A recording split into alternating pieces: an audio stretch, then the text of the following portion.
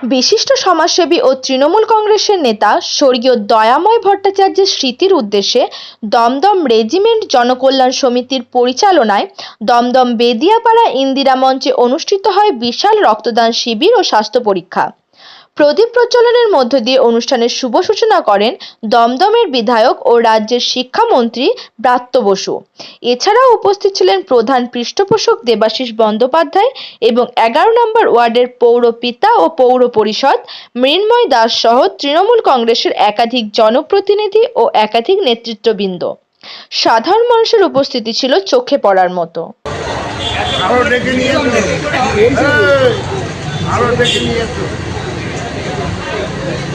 প্রদীপ প্রজ্বলন করছেন অধ্যাপক ব্রাত্য বসু, দমদমের জনপ্রিয় বিধায়ক ও রাজ্যের শিক্ষামন্ত্রী, আমাদের সকলের অভিভাবক। প্রদীপ প্রজ্বলনের মাধ্যমে আমরা শুভ সূচনা করলাম। প্রত্যেকেই আজকের এই প্রদীপ প্রজ্বলনে সামিল হয়েছেন আমাদের সমস্ত পৌর প্রতিনিধিরা, দক্ষিণ দমদম পৌরসভার আমাদের রাজ্যের শিক্ষামন্ত্রী, আমাদের অভিভাবক, আমাদের অনুপ্রেরণা শ্রী ব্রাত্য বসু। তিনি প্রদীপ প্রজ্বলনের মাধ্যমে শুভ সূচনা করলেন আজকের অনুষ্ঠানে। আমরা এবার নান্দিকা একটা স্লোগান দিয়েছিল। সে স্লোগানটা হচ্ছে, তুমি কাজ করতে করতে আমাদের ছেড়ে চলে গেছো, তুমি কাজ করতে করতে আমাদের ছেড়ে চলে গেছো, আমরা কাজ করতে করতে তোমাকে মনে রাখি।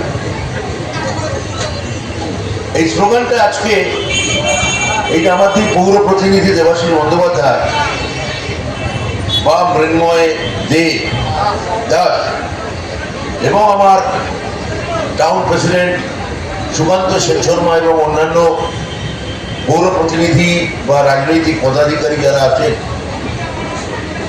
আমরা এই মন্ত্রটা দমদমে খুব অনুসরণ করি। দেবাশিস খুব ঠিকই বলেছে যে 2011 সালে আমরা যখন এখানে বিধানসভা ভোটে মমতা বন্দ্যোপাধ্যায়ের নেতৃত্বে একটা ঐতিহাসিক ভোটে লড়তে আসি, আমার মনে পড়ে 2005-06 সালে গোড়ার দিকেও আমরা বন্ধুরা নিজেদের মধ্যে আলোচনা করতাম যে আমরা কি আমাদের জীবদ্দশায় সিপিএম এর হার দেখতে পাবো। আমি বলছি একেবারে না, বড় লোকের অসুবিধা হয়, বড় লোকরা বোঝে না, তাই তাদের টাকার অহংকারে যাদের এই মস্তিষ্কে এইরকম চিন্তা ভাবনা যে পয়সা দিয়ে রক্ত পেয়ে যাবো, তাদের যে চিন্তা ভাবনা কতটা ভুল, যেদিক থাকলেও তারা কিন্তু রক্ত পাবে না। কোন সিপিএম বিজেপি থেকে শুরু করে আমাদের মতো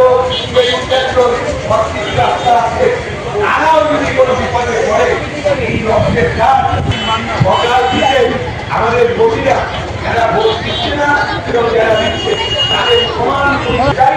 আমি জানি যারা বিরুদ্ধে আছে তাদের একদিকে আমাদের এই মনস্কামনা পূর্ণ হবে। যারা আমাদের বিরুদ্ধে এই চাকরির এই ফিরিয়ে দিতে হবে, তাহলে আপনি যখন দায়িত্বে ছিলেন আপনি ফেরাতে পারলেন না কেন? আপনি বললেন কেন যে ঢাকি সমেত বিসর্জন দিয়ে দেবো? কি বুঝাচ্ছে? তাহলে আপনার উদ্দেশ্য হচ্ছে একটাই, যেন কেন প্রকারণে চাকরি বাকরি কিচ্ছু না, তৃণমূলকে বিসর্জন দেওয়া, অর্থাৎ মমতা বন্দ্যোপাধ্যায় বিসর্জন দেওয়া, মমতা বন্দ্যোপাধ্যায়কে বিসর্জন